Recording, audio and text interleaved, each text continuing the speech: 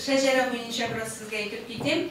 Чынында бу шәҗәрәне мин төзи башладым дидем. Шулай сөйләгән вакытта миңа бу турыда үзенең хәйр фатихасын бирде Найла апаның иптәше Рифкат абый.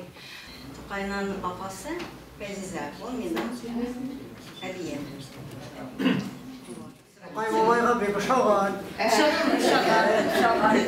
Ана гадилеге, тыйнаклыгы, сабырлыгы, Ашыклыгы. Аннары bütün нәрсәне дә хәтерендә тота, bütün нәрсәне.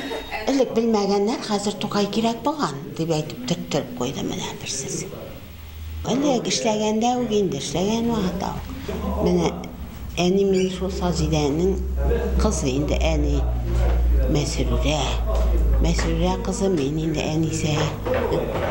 Бүгенге булган бу очрашу кичәгә без инде бер караганда узак еллар буе килдек. Моңа кадәр Габдулла Тукайның әдәби музеенда аның туганнары бер тапкыр да очрашканнары булмады.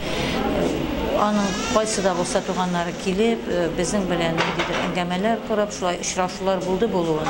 Ләкин менә бүген күргәнегезчә, аның 3 уядан җыелган туганнары әле бу музейда беренче тапкыр очраштылар. Габдулла Тукайның 200-дән артык нәселләрендә 200-дән артык кеше билгеле Тукаевлар һәм Әмировлар нәселе турында сүз бара.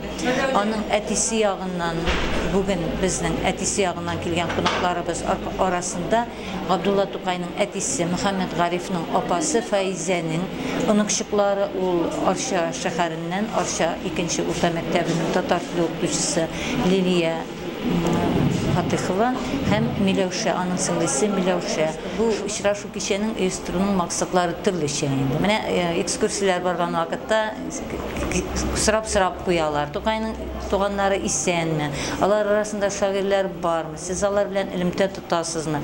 Элемтә без әле шулай әйтеп үткәнемчә кыска гына иде. Хәзер шушы кичәдән соң инде алар белән якынрак таныштык. Алар белән бу элемтә якынрак булыр, тыгызрак булыр дип уйлыйбыз. Бит Пушкинның нәсел дәвамчылары да, Толстойның нәсел дәвамчылары да ел сайын очрашып торалар, бер-берсе белән күрешеп, бер-берсенең хәл-әхвәлләрен белешеп торалар.